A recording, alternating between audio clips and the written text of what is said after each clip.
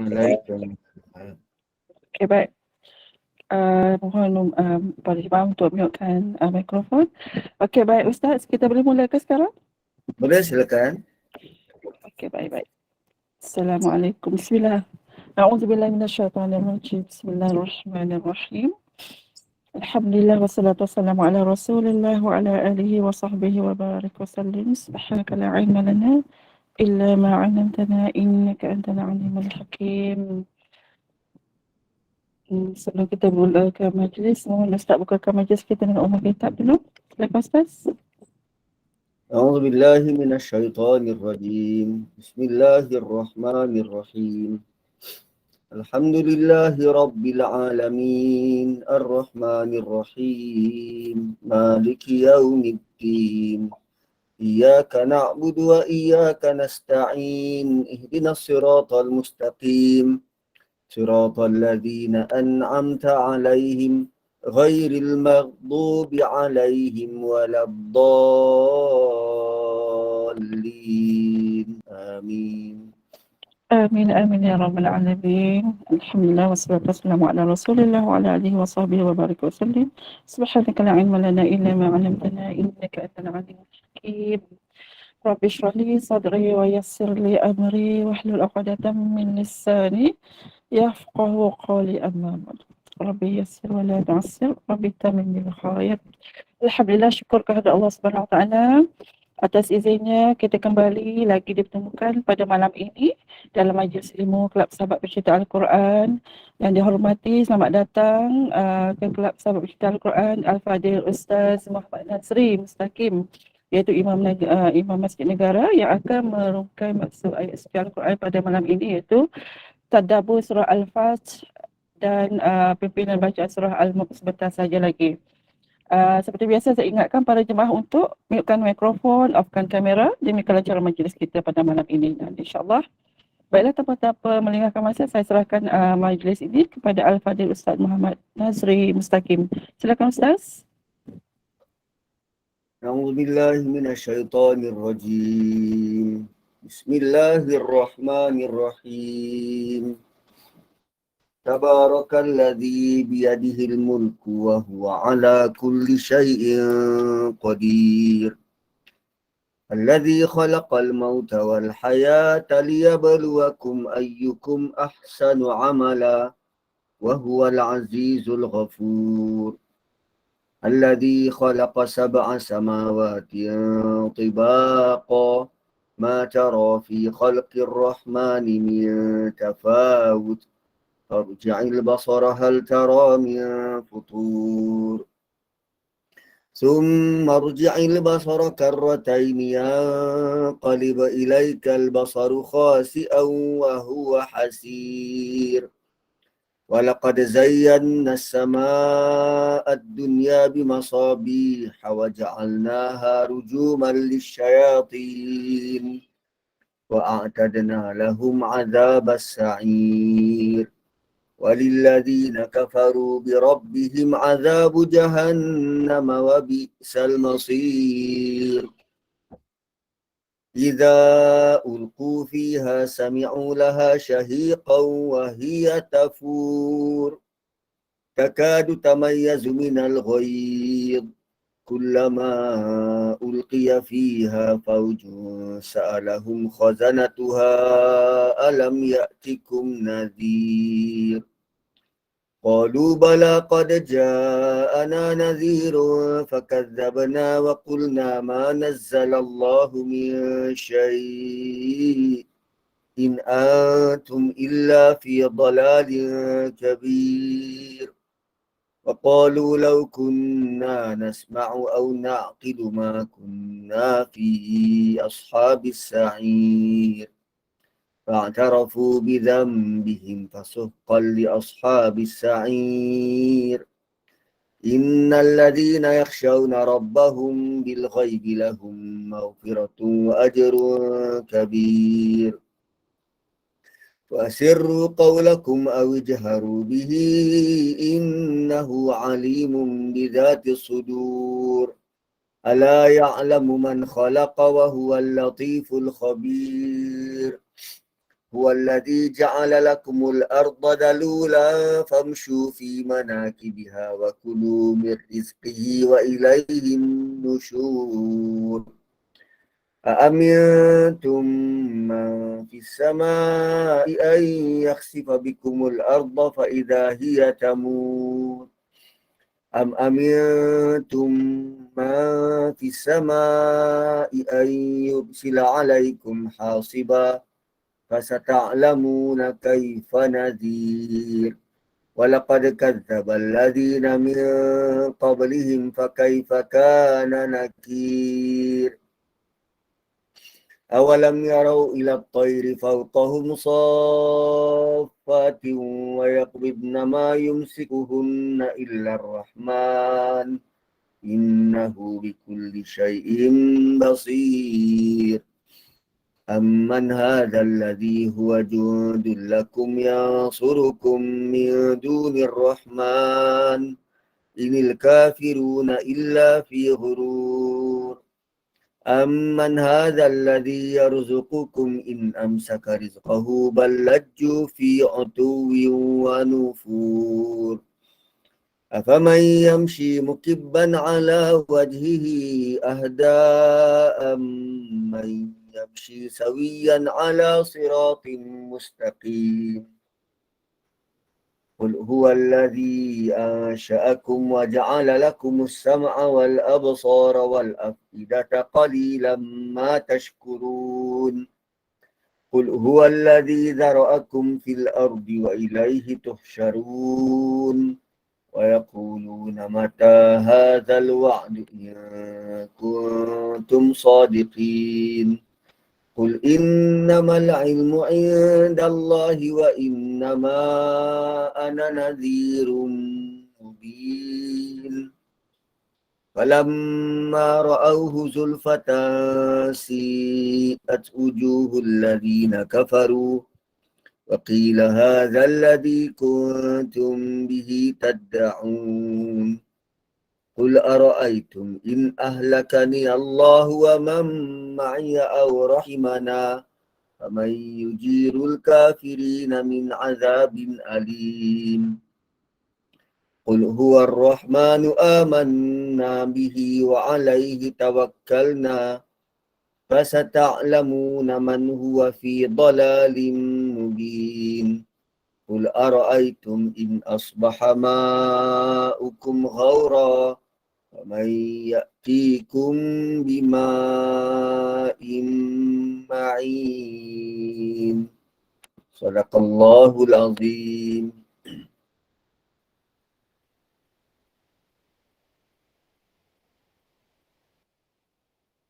Nauzubillahi minasyaitonirrajim. Bismillahirrahmanirrahim. Kita akan sambung tadabbur suratul Fath bermula ayat 21. Pada ayat sebelum, pertemuan sebelum ini, Allah Subhanahu wa taala menjanjikan harta rampasan perang yang banyak yang tinggal dikutip pada ayat 20. Mereka-mereka yang kecewa dengan perjanjian Hudaibiyah, mereka dipujuk oleh Allah dengan memenangi satu siri peperangan yang hasilnya mereka dapat harta rampasan perang yang sangat banyak. Dan diberitakan Nabi SAW dengan para sahabat tidak mengalami sebarang kesukaran untuk merampas harta milik kaum Yahudi. Kalau dalam Rahik Maktum, buku yang ni, buku tebal macam ni, Sirah Nabawiyah. So, berkaitan dengan peperangan tersebut, kejap baru nak rujuk. Peringkat ketiga, keluar dari kota Mekah, Iblis larikan diri dari medan peperangan, menyembelih tamat ihram, sebelum tu aktiviti Bani Quraizah, Bani Mustalik, operasi Uhud. Peperangan Mut'ah itu tahun ke-7. Pembahagian harta rampasan. Dia pada kubu-kubu Khaybar 545. Pembahagian harta rampasan perang 552. Dekat situ juga, dekat Khaybar ni juga ada peristiwa Nabi diracun. Nabi diracun, dan ahli sejarah percaya bahawa kemangkatan Nabi atau kewafatan Nabi, salah satu faktornya ialah kesan daripada racun di Khaybar ini. Kesan daripada racun di Khaybar. So, harta yang Nabi dapat dekat Khaybar, adalah seperti berikut. Baginda membahagikan tanah Khaybar kepada 36 bahagian. Setiap satu bahagian dipecahkan kepada 100. Sehingga semuanya menjadi 3,600 bahagian. Nabi dan tentera Islam mendapat separuh dari jumlah ini, iaitu sebanyak 1,800 bahagian. Nabi sendiri mendapat satu bahagian sama seperti bahagian yang diperolehi oleh setiap tentera Islam yang lain. Separuh bahagian lagi, 1,800 lagi yang baki dijadikan untuk para pengurus yang dihantar untuk menguruskan tanah tersebut serta untuk kepentingan umum umat Islam. Rahsia di sebalik pembahagian tanah tersebut kepada 1,800 ialah sebagai janji Allah yang dikurniakan kepada mereka yang menyertai perang Hudaibiyah. Jumlah anggota yang terlibat dalam misi Hudaibiyah ialah seramai 1,400 orang bersama 200 ekor kuda. So, kuda dapat bahagian di masing-masing.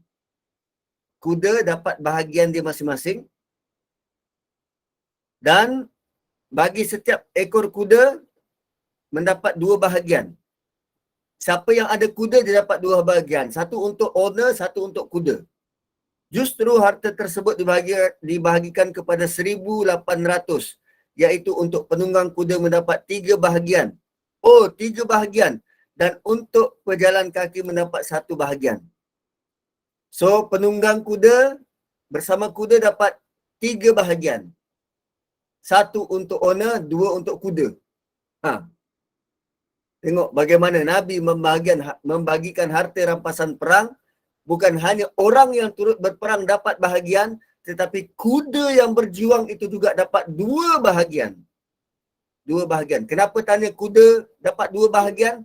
Cuba beli kuda dulu, tengok dia makan banyak mana. Dan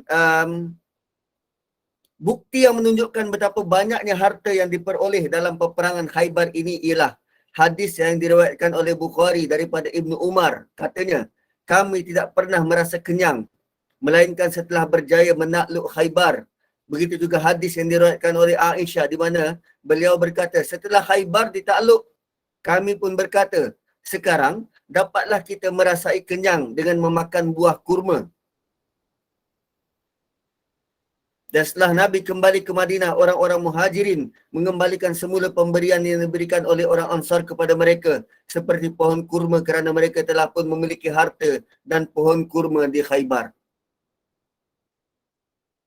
Sahabat Nabi sendiri mengakui, kami sebelum tu tak pernah kenyang, melainkan setelah peristiwa Khaybar. So, apa yang Allah berikan kepada kaum muslimin, terutamanya mereka yang terlibat dengan Hudaibiyah, 1,400 orang, termasuk 2 ekor kuda, 200 ekor kuda. Janjinya pada ayat 20. Tuan-puan, ini dah berlaku belum? Ayat ni, bila ayat ni turun, peristiwa ni dah berlaku belum? Belum berlaku. Allah sedang bagi tahu masa depan. Allah sedang bagi tahu pada mereka tentang masa depan. Dan sebenarnya kita punya semangat seperti mana para sahabat juga semacam itu. Kenapa? Allah sudah pun banyak kali beritahu pada kita tentang masa depan, tentang syurga, tentang apa yang anda bakal dapat, tentang apa ganjaran yang bakal kita dapat. Itu semua tentang masa depan. Dan sekarang Allah telah beritahu tentang masa depan pada mereka dan kita sedang baca sejarah mereka. Terbukti apa yang Allah janjikan itu benar-benar berlaku. Begitu sepatutnya ayat-ayat Quran ini menaikkan iman, menaikkan keyakinan, kepercayaan kita. Dan ayat 20, Allah tutup dengan walitakuna ayatan lil mu'minin. Ayat ini menjadi bukti, sign kepada kita, kepada orang beriman.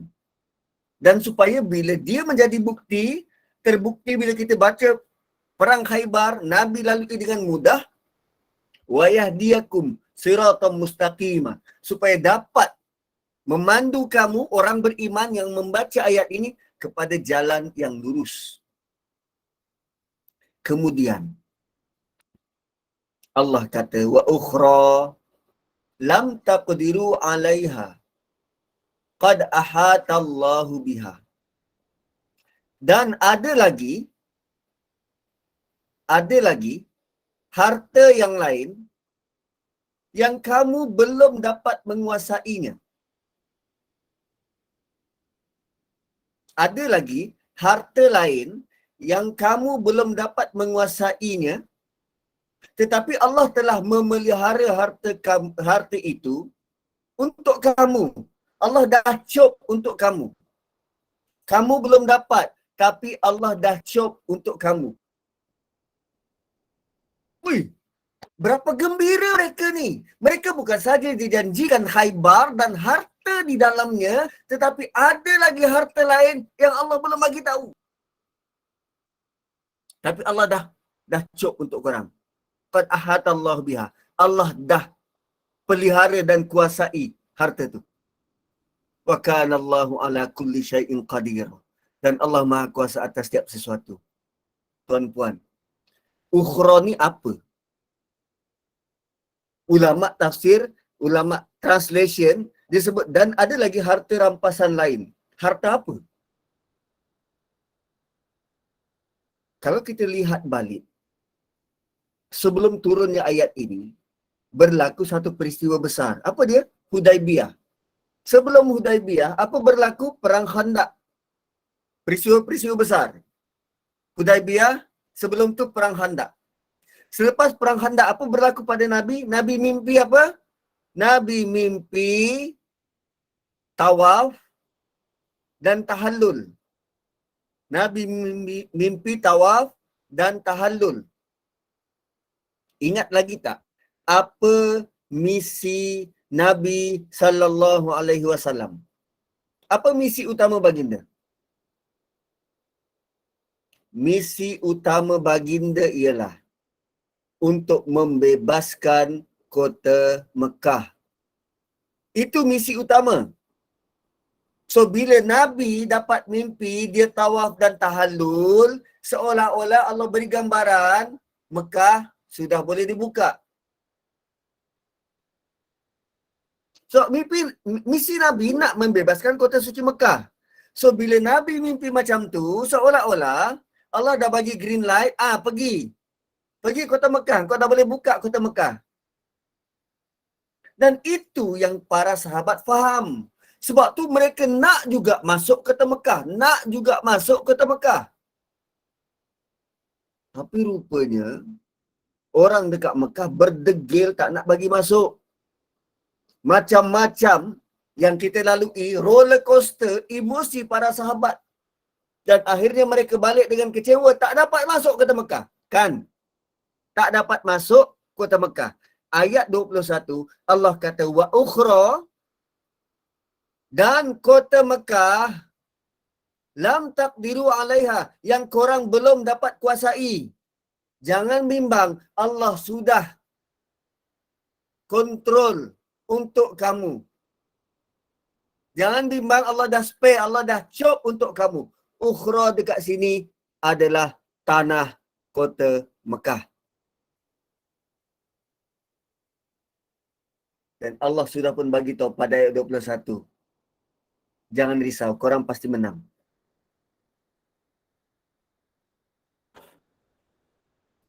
Dahsyat tuan-tuan. Suatu Nabi bila turun surah ini, muka Nabi, Umar kata muka Nabi bak purnama. Sebab mereka benar-benar menang.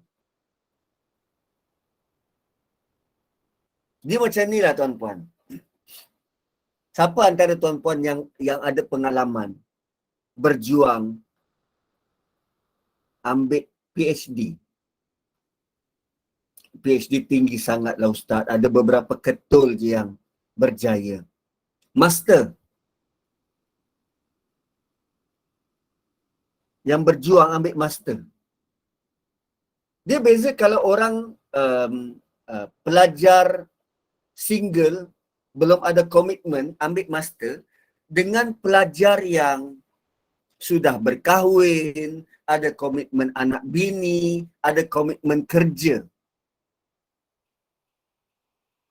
Master mungkin pada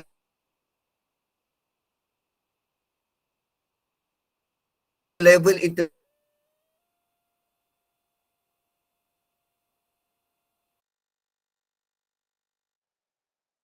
intermediate. Tapi high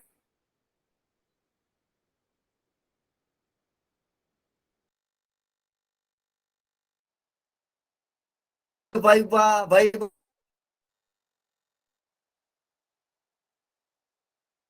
akhir bukan satu. Maaf Ustaz, maaf. Suara Ustaz tu sekat-sekat. Dan kita rasa Viva itu paling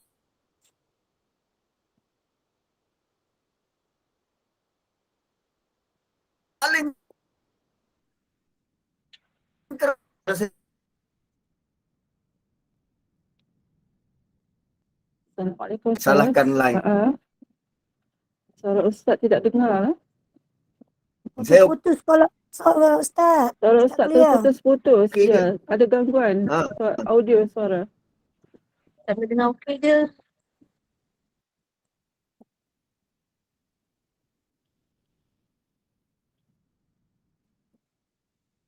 Lain-lain kot yang tak itu. Kalau start memang terputus-putus.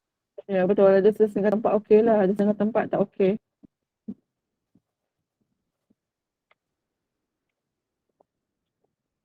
Suara hilang. Tunggu dulu, rasa Ustaz tengah setting balik ke? Video pun dah terputus tu.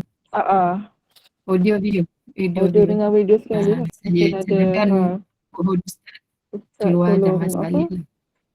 Talian dia dah terganggu. Kalau Ustaz dengar dapat masuk balik. Saya cuba call dia. Terima kasih Puan. Ya.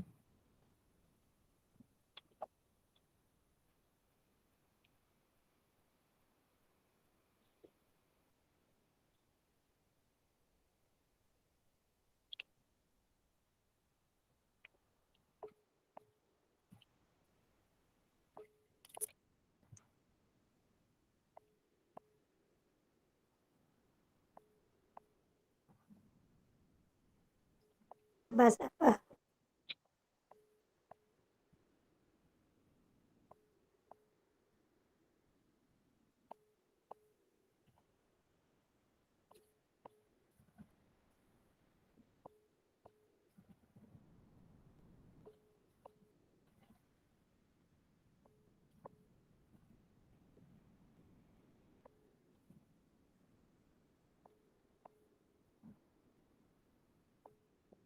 Ustaz tak jawab lah telefon. Mungkin bila dia ke udara dia silentkan phone dia. Saya rasa Ustaz tengah setting balik dia punya tu. Tengah Kita rectify. tunggu dulu. Saya rasa kita Saya tunggu dulu pun lah macam mana. teruskan panggil dia. Cuba.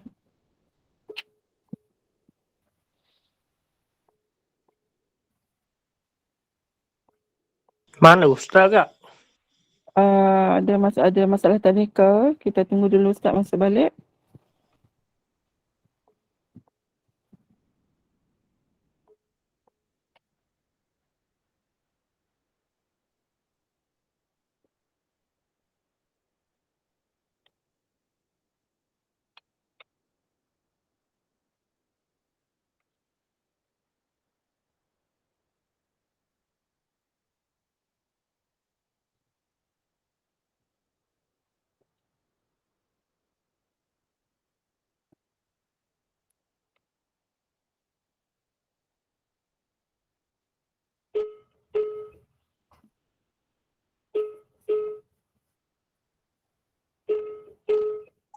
Assalamualaikum. Okey tak? Dah masuk bilik dah. Waalaikumsalam. Alhamdulillah. Ada gangguan teknikal Ustaz? Audio dan Ya video betul. terputus. Saya punya line saya tukar ke line yang lain Okey, Alhamdulillah. dan kelihatannya macam clear. Okey. Ya, Okey, baik. Alhamdulillah. Ya, So, saya alhamdulillah. kembali kepada contoh tadi. Katalah kita ambil PhD dan kita sangat banyak rintangan dan cubaan. Saya nak gambarkan bagaimana ayat ini sepatutnya kita lihat. Orang yang ambil PhD ni, dia punya sukar tu kadang sampai ada ramai orang yang tak berjaya habis.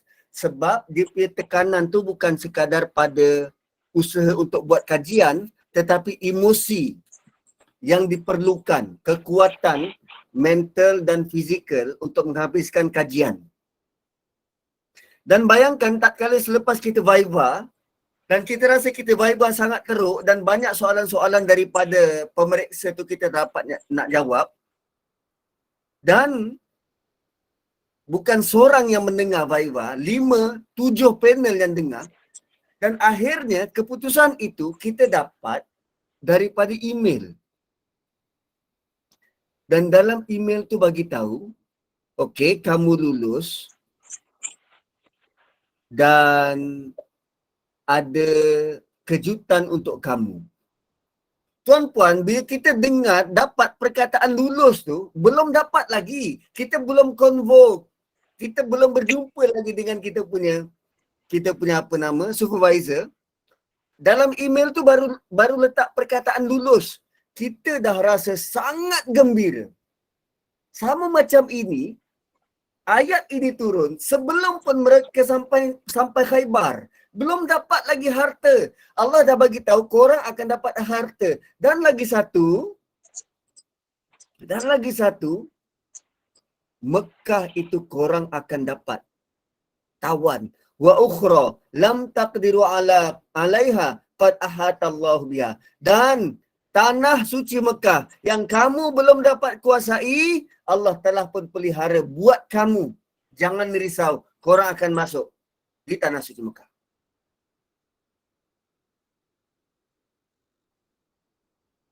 Dan Allah bagi jaminan waktu di Hudaibiyah, walau qatalakumul ladzina kafaru, dan sekiranya orang-orang kafir itu memerangi kamu waktu di Hudaibiyah, kalau mereka berjaya provok dan berjaya tercetusnya peperangan, laul adbar, tentu mereka akan berpaling, summa la yajiduna waliyan wala nasira, dan pasti mereka akan kalah, mereka takkan dapat seorang pun pembantu mahupun perlindung. Seorang pun pembantu ataupun pelindung. Tengok jaminan Allah. Kan Umar kata, bukankah kita kalau kita menang, kalau kita mati, kita masuk syurga, dan kalau mereka mati, mereka masuk neraka. Kita sudah menang, Umar kata pada Nabi. Tapi waktu itu dia sudah sangat kecewa. Dan Allah Subhanahu Wa Taala mengiyakan kata Umar, kalaupun mereka memerangi kamu waktu itu, confirm mereka kalah. Confirm mereka kalah. Akan tetapi Allah kata, sunnatullahi allati qad khalat min qabl.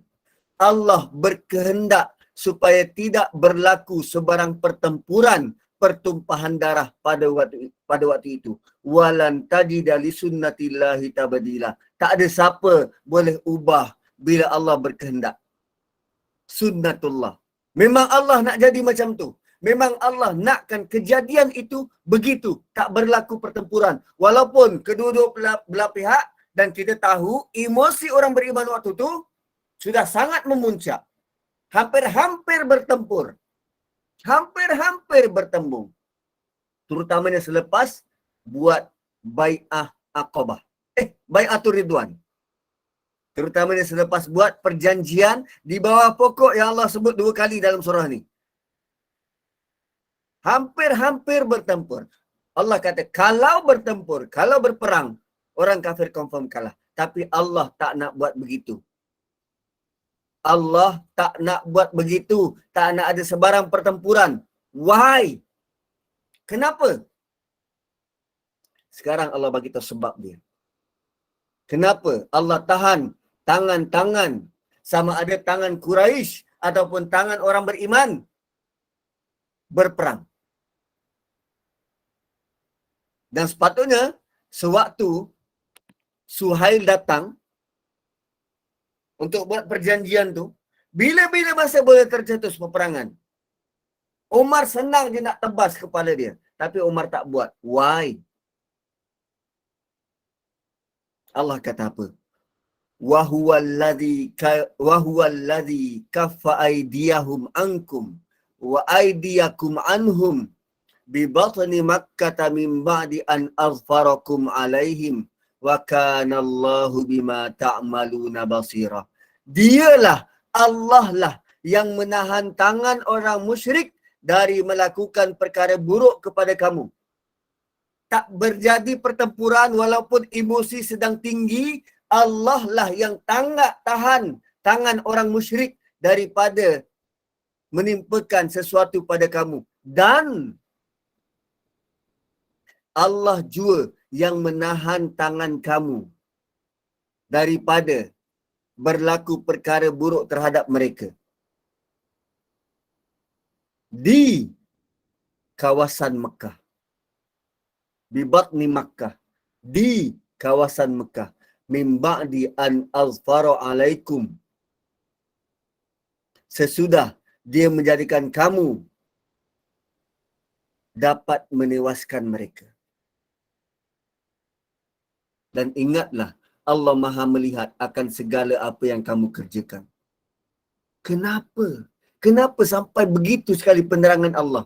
Allah tahan tangan mereka, Allah tahan tangan kamu sedangkan kamu boleh mengalahkan mereka. Why?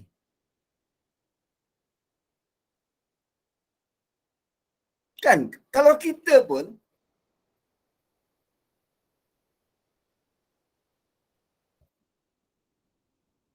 katalah kita berdebat dengan apa? Kita pula, okey. Katalah saya berdebat dengan Puan Miss, Haja Misliah, 2 kali di telefon, risau. Saya tak dapat nak teruskan ataupun ada gangguan teknikal. Katalah saya berhujah dengan Haja Miss. Berhujah pula tentang teknikal penyiaran. Okey, berhujah tentang teknikal penyiaran. Dan kita tahu Haja Misliah sangat pakar tentang benda tu. Tapi Haja Misliah dapat nasihat daripada orang tertentu. Dia kata, Haja, kalau dengan ustaz ni Haja beralah je Haja. Sebab dia bukan tahu apa pun. Haja, kalau Haja sebut Haja punya pengalaman, kalah teruk dia. Tapi Haja biar je dia. Sebagai orang lama, dah tentu dia ada ego. Dah tentu dia ada rasa, aku lebih tahu. Tapi kerana bila Hajah baca perjanjian Hudaibiyah, tengok bagaimana diorang back off, rupanya ada sebab Hajah tidak keluarkan serangan-serangan terhadap saya, dan ada sebab kenapa saya tak bertubi-tubi menyerang Hajah. Wa kana Allahu bima ta'maluna basira. Kaffa aydiyahum. Allah tahan kedua-dua belah pihak supaya tidak serang menyerang. Why? Sekarang kita nak tahu kenapa Allah buat begitu. Kenapa kedua belah pihak tidak berperang? Sedangkan emosi sudah sangat tinggi. Kenapa Ustaz Nazri dengan Haja Misliah tak gaduh? Sedangkan dua-dua suara dah sangat tinggi. Why? Kenapa? Ayat 25, Allah Subhanahu Wa Ta'ala mulakan dengan meraihkan emosi orang beriman. Humul ladzina kafaru, mereka tu yang orang kafir. Wasaddukum anil masjidil haram, mereka larang kamu, cegah kamu daripada Masjidil Haram. Betul, mereka tu yang salah. Mereka tu yang salah. Sebab tahan korang daripada masuk Masjidil Haram. Mereka tu betul salah. Allah meraihkan perasaan, emosi orang-orang beriman.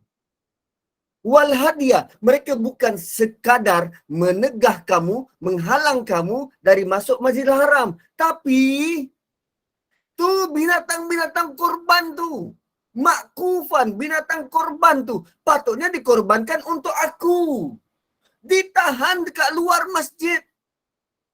Ayyablu mahillah. Tertahan dari sampai ke tempat sembelihan. Patutnya siapa yang lebih marah? Allah ke orang beriman? Allah nak bagi tahu sepatutnya orang Allah yang lebih marah. Sebab sembelihan itu, binatang itu perlu dikorbankan untuk siapa? Untuk Allah. Allah masih lagi meraihkan mereka punya rasa dan emosi. Mereka tu betul, mereka itulah orang kafir yang tahan kamu dari Masjidil Haram. Malah binatang-binatang korban itu perlu dikorbankan di tempat dia untuk Allah.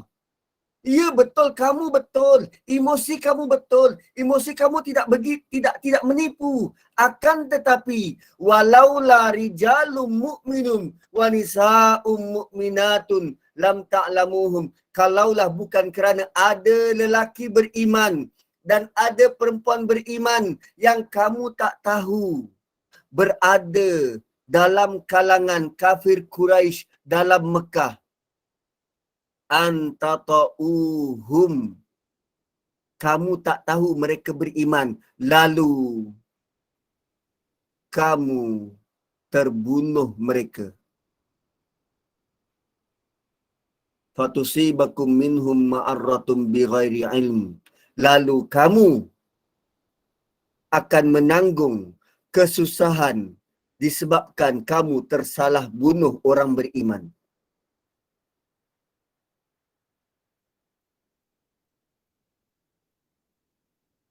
Supaya Allah memelihara kamu daripada tersalah bunuh. Liyudkhilallahu fi rahmatihi may yasha. Allah buat begitu supaya Allah masukkan kamu dalam rahmat dia. Supaya kamu tak tersalah bunuh. Sebab jika kamu tersalah bunuh orang beriman, lau tazayyalu, kalau kamu tergelincir,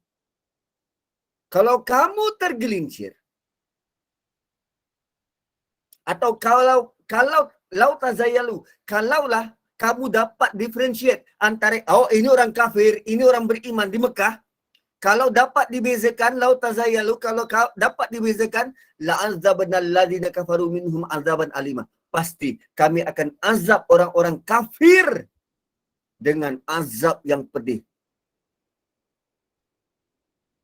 Rupanya Allah tahan daripada berlakunya peperangan sebab dekat Mekah ada lelaki beriman dan ada perempuan beriman, dan orang-orang beriman waktu itu tak tahu.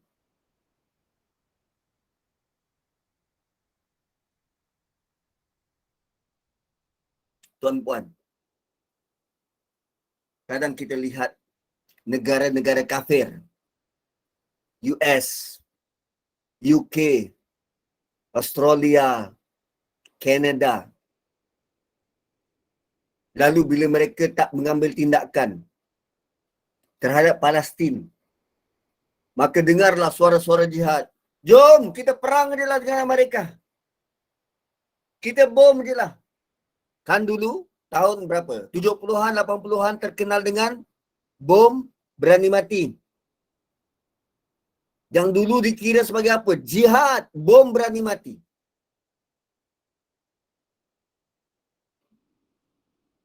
Sedangkan ayat ini bagi tahu, dalam kalangan kafir Quraisy di negara Mekah waktu itu, ada orang beriman, lelaki dan wanita, dan Nabi, para sahabat tak tahu. Pun Allah pelihara mereka supaya tidak salah bunuh. Allah pelihara keduanya. Sebab bila tersalah bunuh satu jiwa orang beriman, consequences-nya, kesan dia besar. So bila ada pengebom berani mati, dia letupkan diri, dia pasti ke yang dia bunuh itu orang tidak beriman?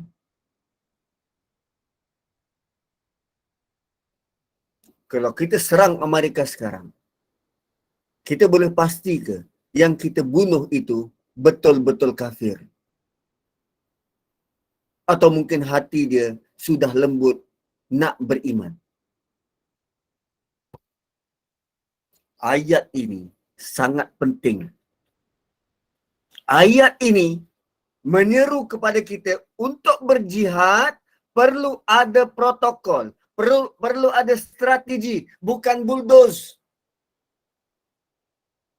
Suatu orang tak faham Quran, lantas salah cara memahami jihad, peperangan fi sabilillah sebenar. Ada peraturan. Dan sekarang Allah gariskan peraturan sebenar. Liyudkhilallahu fi rahmatihi may yasha. Kalau tersalah bunuh,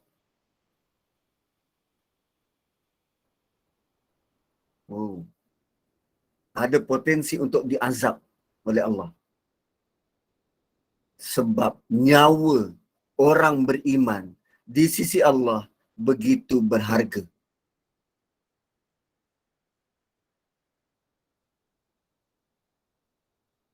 Kan ada idea sampai kata, kita bom aja lah diorang. Negara Cina tu, kita bom aja lah. Allah sangat protect, pelihara jiwa orang beriman. Perlu baca Quran dengan faham supaya kita dapat jis. Apa kehendak? Apa kehendak Allah? Emosi sudah sangat tinggi. Boleh tercetus peperangan bila-bila masa. Allah kata Allah tahan. Allah tahan tangan mereka. Allah tahan tangan kamu. Punca dia apa? Walaula rijalun mu'minuna wa nisa'un mu'minat lam ta'lamuhum.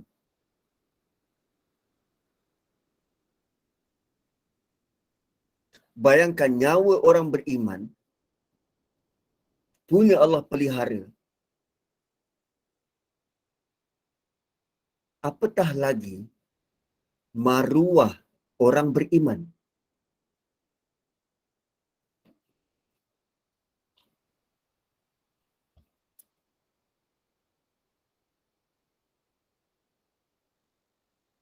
Kalau nyawa orang beriman macam ini, bayangkan maruah orang beriman. Dan bila sebut maruah orang beriman ni tuan-tuan, Nabi pernah bercakap dengan Kaabah. Nabi kata, demi nyawa aku yang berada di tanganmu, demi nyawa aku yang berada di tangan Allah, engkau ni sangat mulia. Tapi maruah orang beriman lebih mulia dari engkau. Nabi cakap dengan Kaabah, engkau ni mulia, tapi maruah orang beriman lebih mulia dari engkau. Kita pergi Mekah, tengok Kaabah nangis. Kita rasa takjub, kita rasa sayu, kita rasa syahdu. Sebab itulah kiblat yang selama ni kita rindui.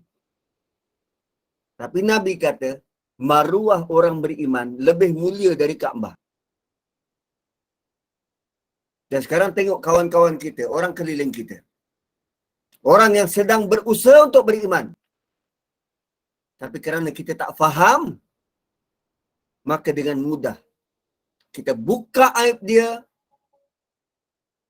kita mengumpat dia, kita tuduh dia macam-macam, sedangkan dia orang beriman.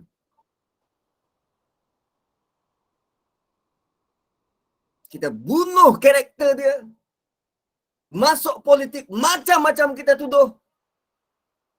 Dia susah hidup, dia keluar masuk penjara.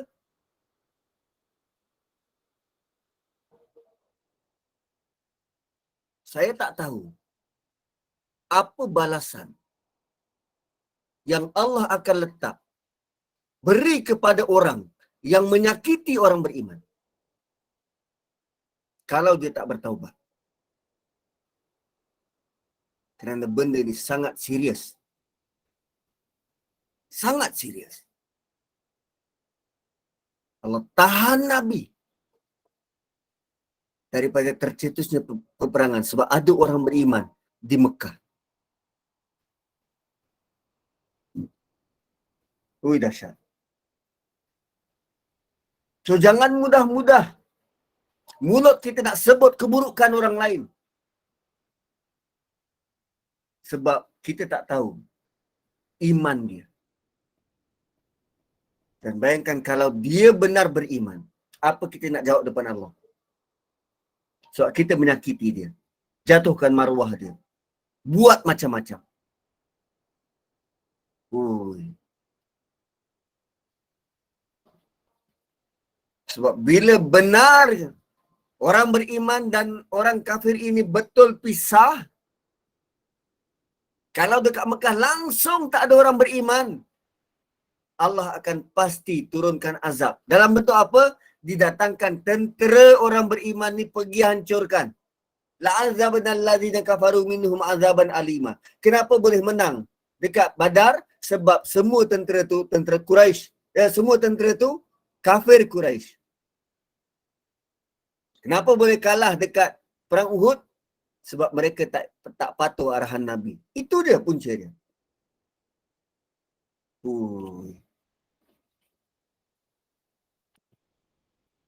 Dan kemudian Allah kata apa?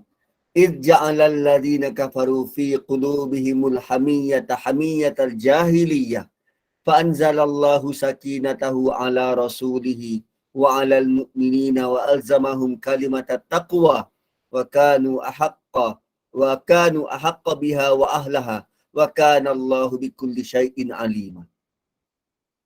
Dan ketika orang kafir itu menimbulkan perasaan sombong, angkuh dalam hati mereka, dan perasaan sombong, angkuh secara jahiliyah. Apa dicerita ni?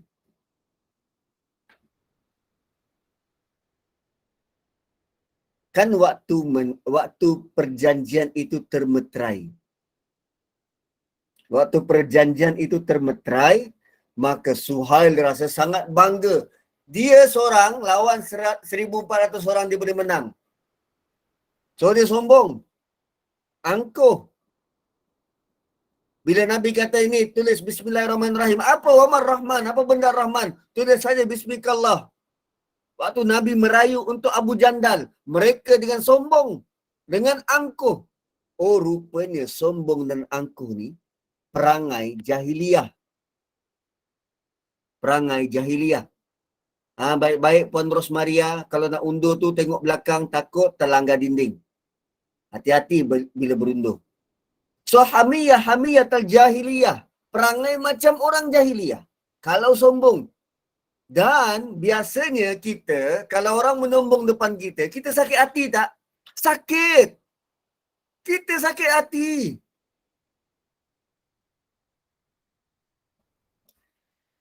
Tapi waktu itu Allah turunkan satu bentuk ketenangan pada Nabi dan pada orang beriman.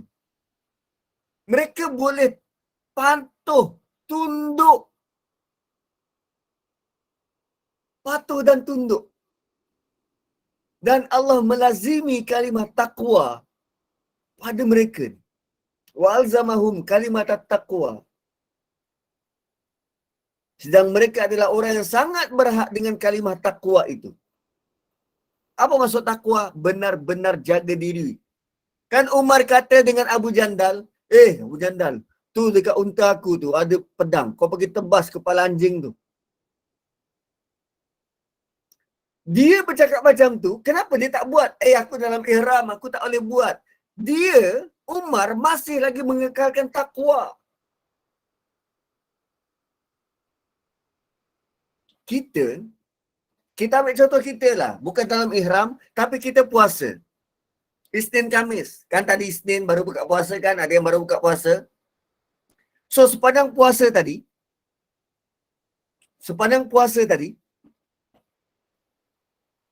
kalau kawan kita bawa apa nama, bawa topik baru nak diumpat, kita join tak?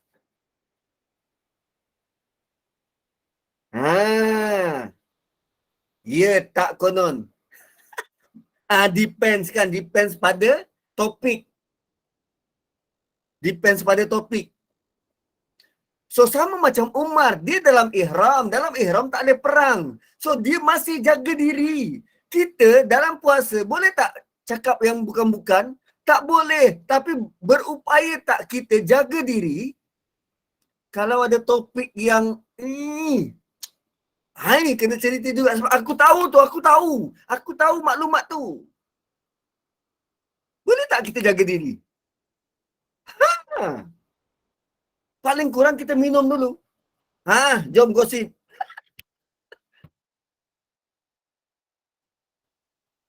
So inilah ayat yang Allah bagi tahu betapa para sahabat waktu itu melazimi kalimah takwa. Melazimi kalimah takwa itu. Dan mereka sangat berhak dengan kalimah takwa. Apa kalimah takwa? Benar-benar dapat jaga diri itu. Ui, dahsyat.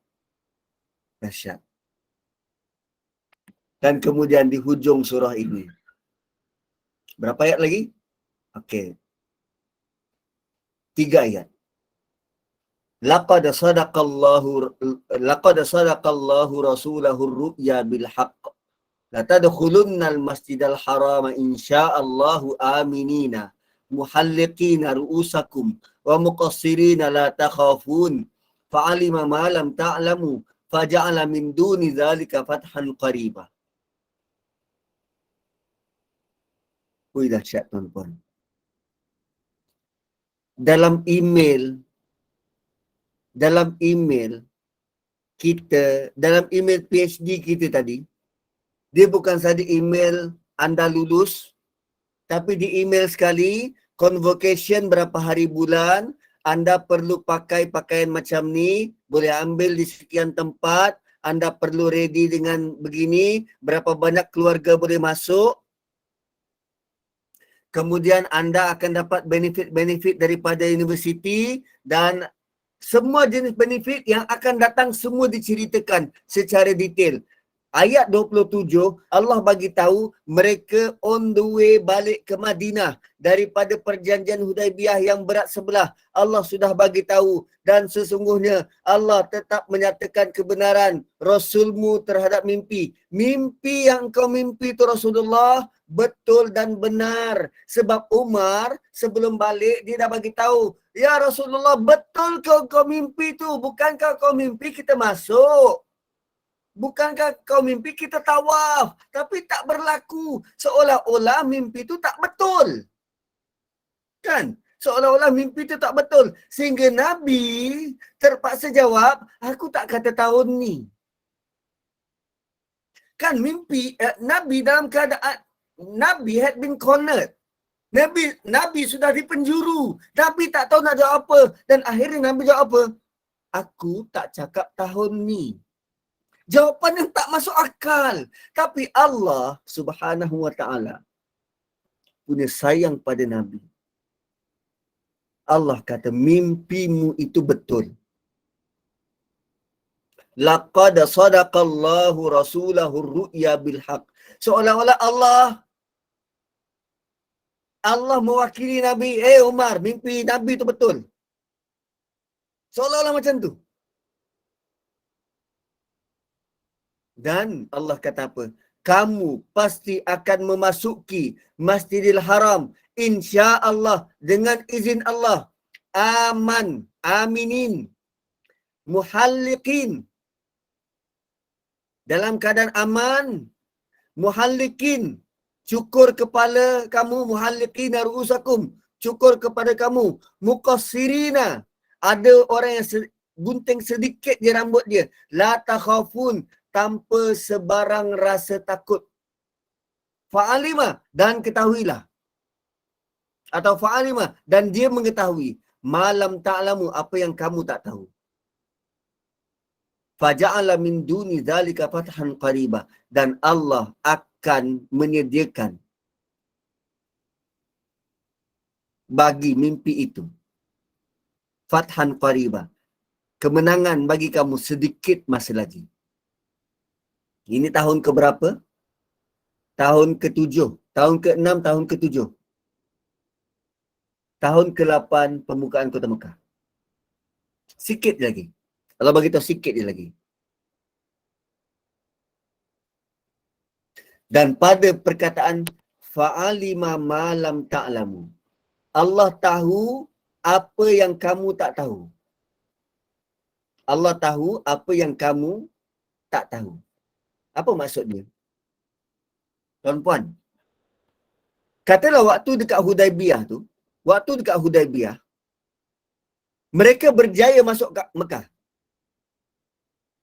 Okay? Katalah kita buat plot twist. Katakan perjanjian Hudaibiyah tak jadi, tak ada perjanjian Hudaibiyah. Mereka bila sampai Hudaibiyah berjaya masuk Mekah, berjaya tawaf, berjaya tahallul. Okey? So bila habis haji, diorang nak ke mana? Balik ke Madinah. Kan? Balik ke Madinah. Habis ingat orang Mekah tu siapa? Orang Mekah tu kafir Quraisy. Siapa diorang tu? Baru tahun lepas diorang datang ke Madinah, diorang nak bunuh semua. Diorang nak bunuh semua orang Islam ni. So kalaupun orang Islam berjaya tawaf, bila dia balik ke Madinah, bukankah mereka sedang menunjukkan belakang mereka dengan musuh pada musuh? Bila-bila masa, apa ingat diorang nak balik ke Madinah mengundur. Sebab musuh kat situ, Madinah kat belakang, oh berjalan undur kita. Nak menuju Madinah, mereka terpaksa melihat Madinah dan meletakkan risiko belakang mereka musuh. Bukankah risiko tewas lebih besar? Perjanjian Hudaibiyah ada gencatan senjata 10 tahun. So, diorang boleh balik Madinah dengan keadaan sangat aman. Allah kata, Allah tahu. Korang tak tahu apa-apa. Rupanya kalau tak ada perjanjian tu, risiko mereka kalah lebih tinggi dan lebih besar. Tuan-puan, apa yang berlaku dalam hidup kita, sama ada kita di atas atau kita di bawah, ketahuilah bahawa Allah sangat tahu kenapa Allah buat begitu. Sedangkan kita tak tahu apa-apa. Boleh jadi bila kita berada di bawah, risiko untuk kita lebih besar dan lebih tinggi. Boleh jadi bila kita berada di atas, risiko untuk kita lebih besar dan lebih tinggi. Kadang-kadang kita dalam nada-nada menyesal kita, kenapalah aku tak dapat? Sikit lagi. Boleh jadi kalau kita dapat, kita menjadi orang takabur mungkin. Kalau kita dapat, kita menjadi orang yang sombong mungkin. Kalau kita dapat, kita mungkin tidak seperti mana kita sekarang. Fa'alima malam ta'lamu. Allah tahu apa yang kamu tak tahu. Huwallazi arsala rasulahu bil huda. Dialah yang mengutuskan Rasul dengan petunjuk wa dinil haq dan agama yang benar. Liyuzhirahu ala dini kulli. Supaya kamu, orang Muslim, orang mukmin boleh menonjol. Liyuzhirahu ala dini kulli. Supaya gaya hidup kamu lebih menonjol berbanding yang lain. Wa kafa billahi syahidah. Memadailah. Allah sahaja cukup. Allah sahaja jadi saksi.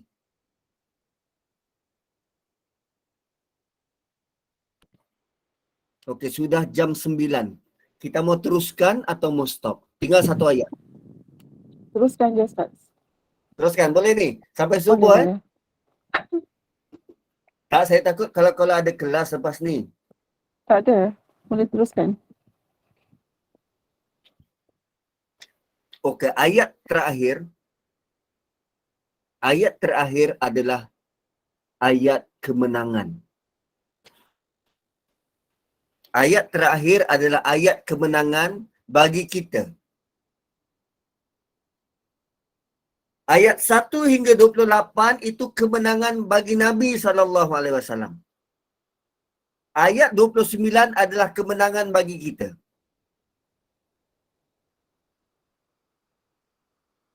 Sebab bila kita gagal untuk faham, kita tak tahu, kita tak faham dan kita tak baca, maka pemahaman kita terhadap maksud khalifah Islamiah, negara Islam, maksud Islam rule all over universe, kita tak faham. Dan akhirnya banyaklah pemahaman songsang terhadap negara Islam dan hudud terutamanya. Dan ayat yang paling banyak disalah tanggap ialah ayat ini. Liyuzhirahu 'ala dini kulli, supaya kita menonjol berbanding orang lain. Okey?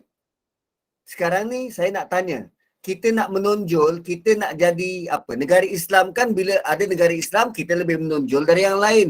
Bila ada undang-undang Islam, kita lebih menonjol dari yang lain. Kita mengalahkan yang lain. Kalau ada apa?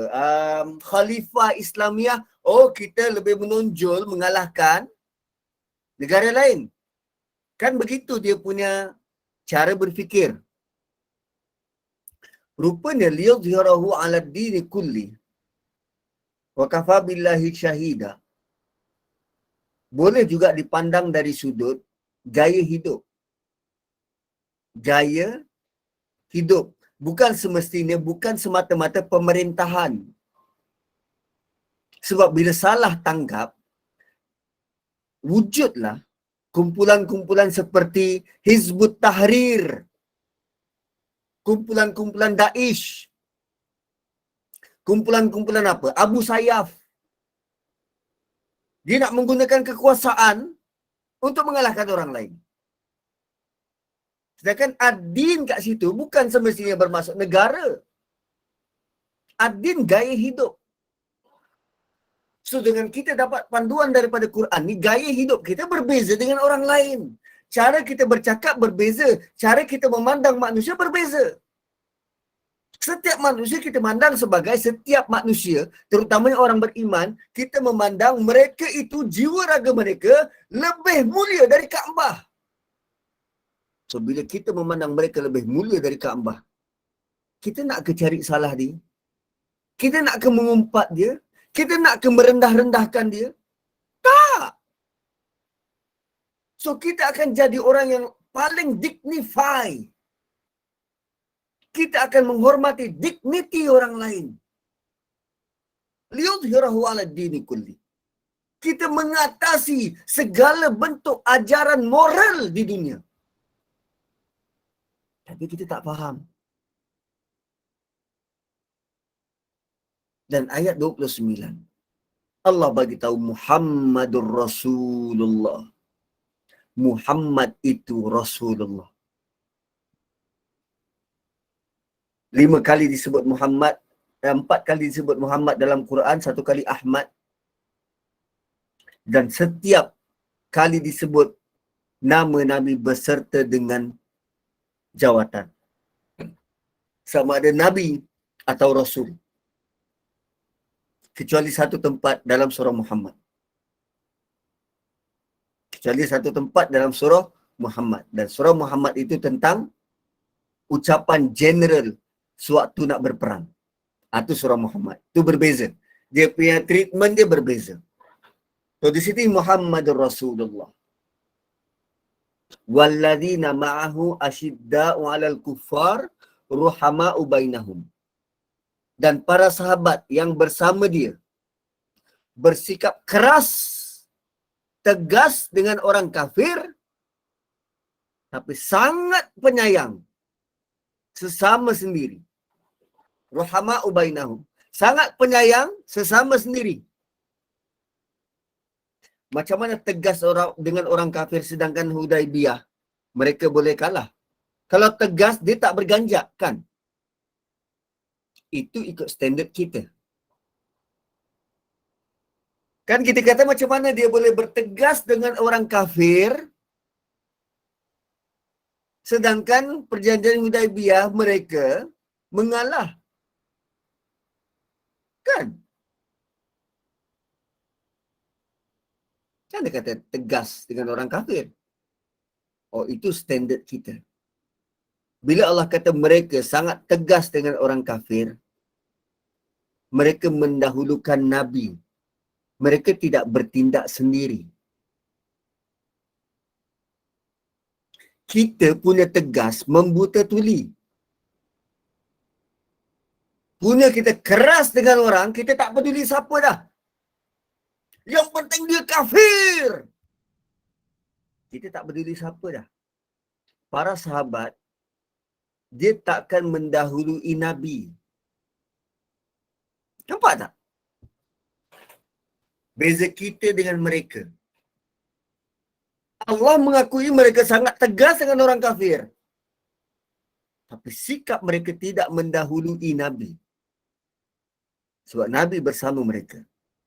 Tatkala Nabi sudi untuk berbincang, sudi untuk buat perjanjian, mereka lebih dahulukan Nabi berbanding kebencian dengan orang kafir. Kita tak macam tu.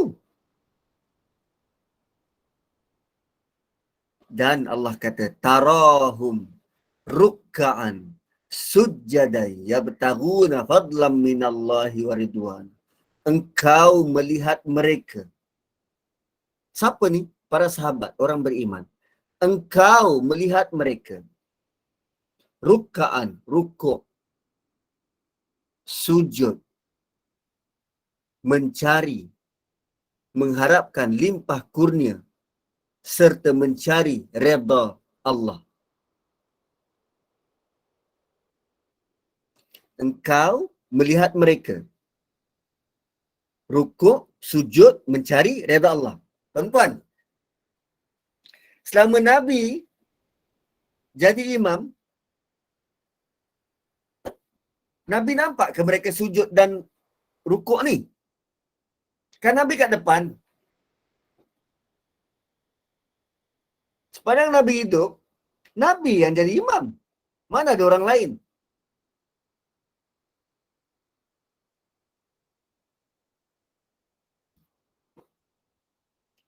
Mana ada manusia biasa yang boleh mengimamkan Nabi? Waktu dia, maksudnya sembahyang fardu, hanya Nabi je yang kat depan jadi imam. Tapi ayat ni Allah kata apa? Engkau melihat mereka. Tarahum. Engkau melihat mereka. Bukankah ada satu peristiwa di hujung hayat baginda, tatkala baginda sudah sangat gering, Nabi buka langsir, Nabi senyum.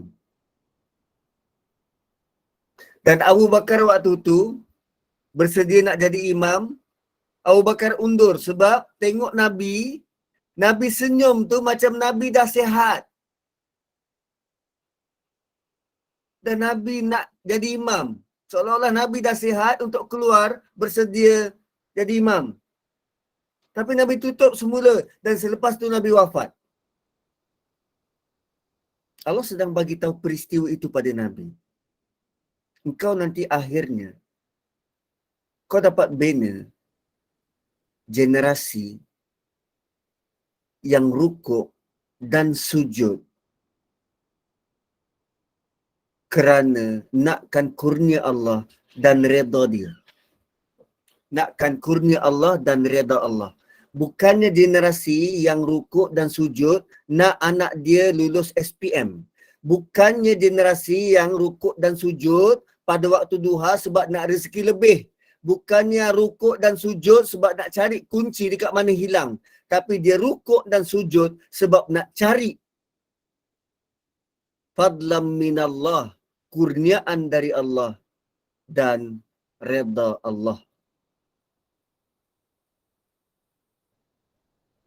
Allah kata engkau berjaya bina generasi itu. yang rukuk dan sujud.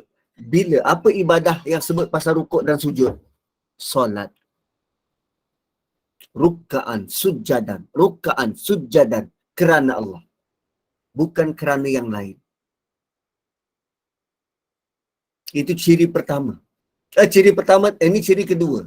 Ciri pertama tadi, sangat berprinsip dengan orang kafir, tapi dengan orang beriman dia sangat berkasih sayang. Itu emosi dia. Kemudian perilaku dia, dia solat. Dan solat dia tu kerana nak cari redha Allah, bukan kerana yang lain. Dan simahum fi wujuhihim min atharis sujud. Benda yang ketiga, apa yang Nabi berjaya bina. Nabi tidak tinggalkan pemerintahan. Nabi tidak tinggalkan harta. Tetapi Nabi sedang tinggalkan modal insan. Dan modal insan ini ada 3 benda. Emosi dia, atau prinsip dia. Kemudian ibadah dia, solat dia. Dan simahum fi wujuhihim min atharis sujud. Tanda yang menunjukkan mereka terdapat pada muka mereka dari kesan sujud. Simahum fi wujuhihim, tanda dapat nampak dekat wajah mereka. Kesan daripada sujud. Okey. Kesan, Allah guna perkataan asar. Asar, ni. Asar ni kesan. Jelas di wajah mereka ada kesan sujud. Tuan-puan, ada orang yang sujud sampai hitam ni. Hitam. Lalu dia kata, oh ayat ni ada kesan. Dia kata ada kesan sujud. Kena ada. Kena ambil, batu ke, arang ke, kena hitamkan. Supaya nampak ni. Nampak. Ni gelap, ni gelap.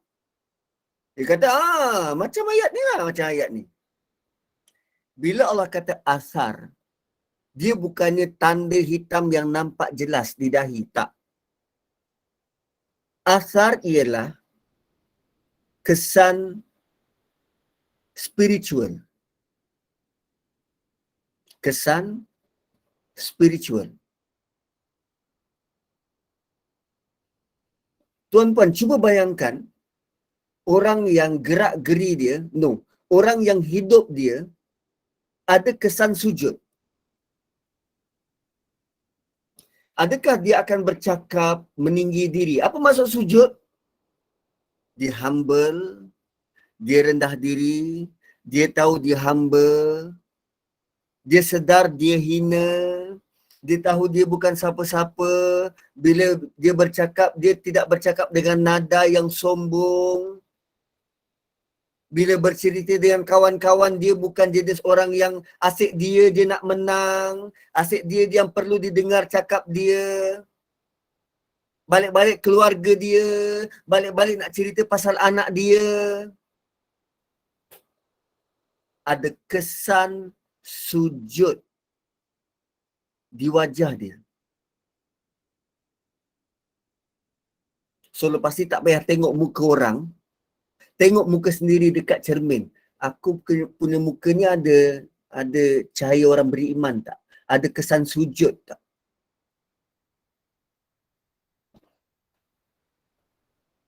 Kesan sujud. Allah kata, Nabi tinggalkan 3 kriteria ini pada umat dia. 3 kriteria. Nabi tidak kata, umat aku lepas ni korang kenalah buat negara Islam biar hukum hudud tu berjalan. Tidak. Nabi nak setiap individu beriman. Kena ada 3 benda ni.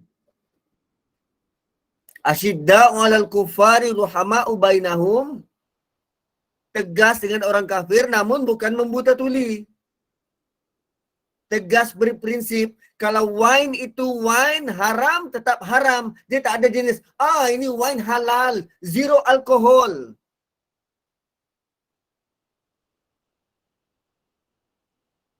Semata-mata boleh makan dekat overseas. Kedai chef terkenal. Bila waiter kata, ini zero alkohol. Terus boleh makan lah. Kira halal lah ni. Oh. Tegas. Agama kata no.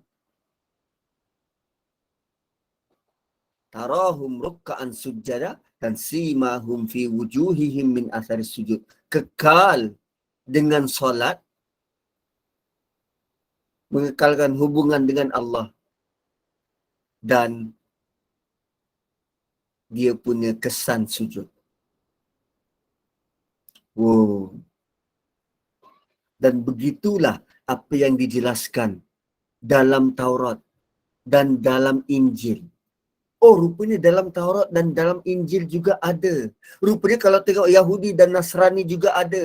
Rupanya kalau tengok Yahudi dan Kristian juga ada. Pesan-pesan semacam ini. So, bila 3 agama besar ini sudah dipesan semacam ini, mari kita lihat siapa yang lebih menonjol. Tiada pesan suruh membangun dunia sampai menara 116 tingkat. Tiada pesan suruh berbanglo besar. Pesan 3 perkara. Siapa yang lebih menonjol? Tapi berapa ramai daripada 3 agama besar ini yang menonjolkan sifat-sifat macam ni?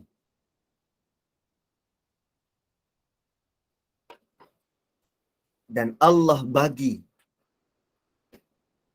tamsilan di hujung ayat ini. Kazar'in akhraja syat'uhu fa'azarahu fastaghlaza fastawa ala suqi yu'jibu az-zurra'a liyaghiza bihimul kuffar. Wa'adallahu alladhina amanu wa 'amilus salihati minhum maghfiratan wa ajran 'azima. Berbelit sikit di ayat tu nak sebut. Seperti orang-orang yang ada 3 kriteria ini adalah seperti pokok tanaman yang mengeluarkan tunas. Lalu tunas itu subur, kemudian dia menjadi kuat.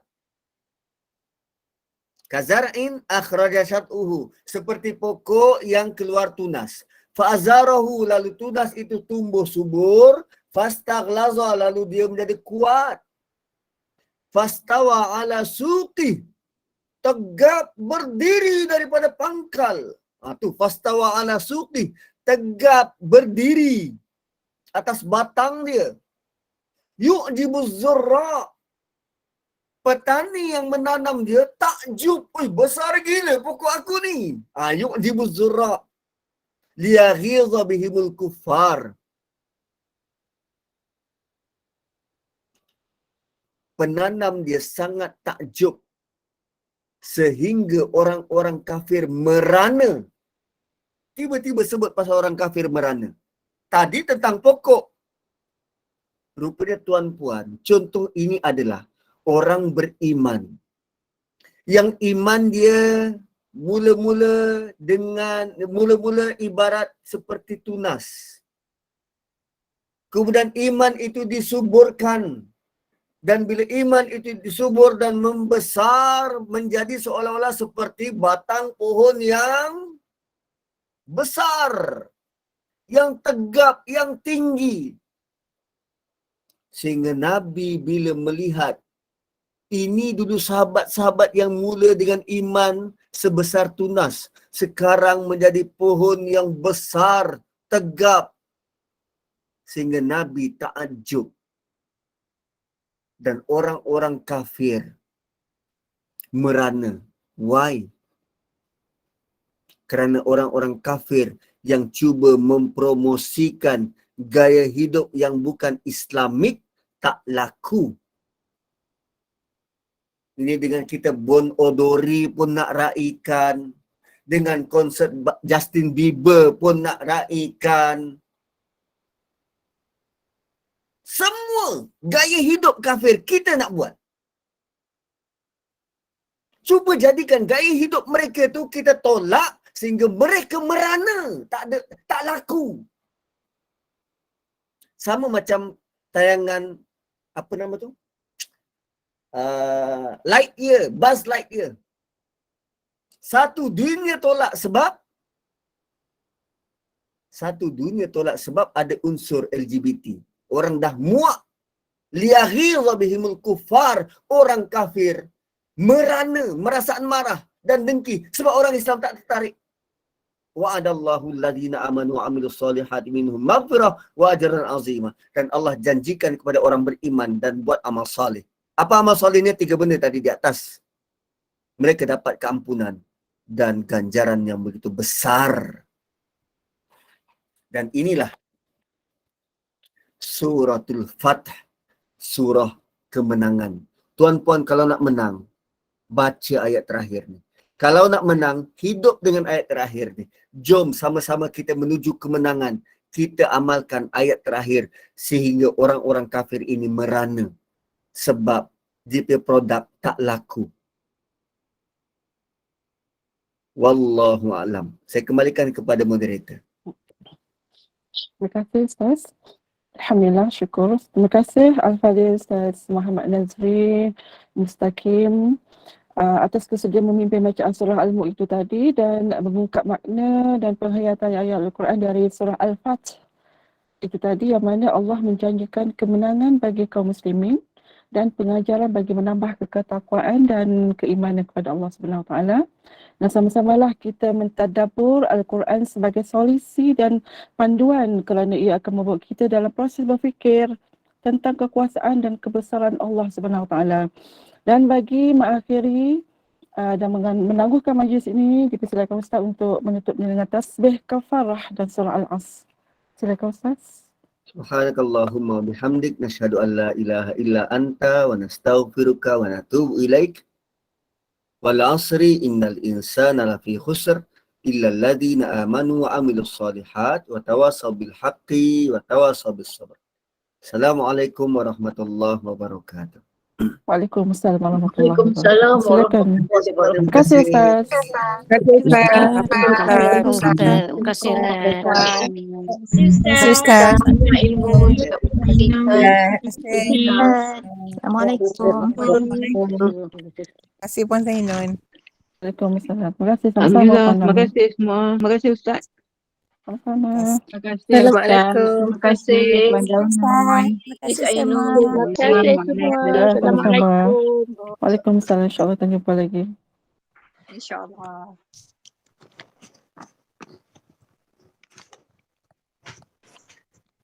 Terima kasih semua. Terima kasih admin. Assalamualaikum. Waalaikumsalam. Terima kasih.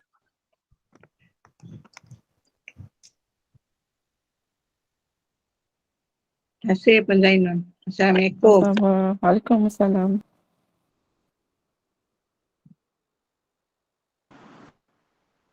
Terima kasih. Assalamualaikum. Selamat malam. Waalaikumsalam. Selamat malam. Terima kasih Ustazah. Terima kasih semua. Sama-sama. Assalamualaikum. Waalaikumsalam.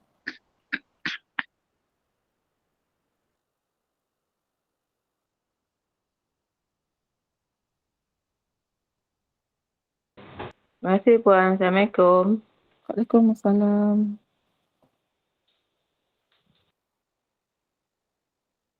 Terima kasih Puan. Assalamualaikum. Selamat malam. Ya, waalaikumsalam. Selamat malam.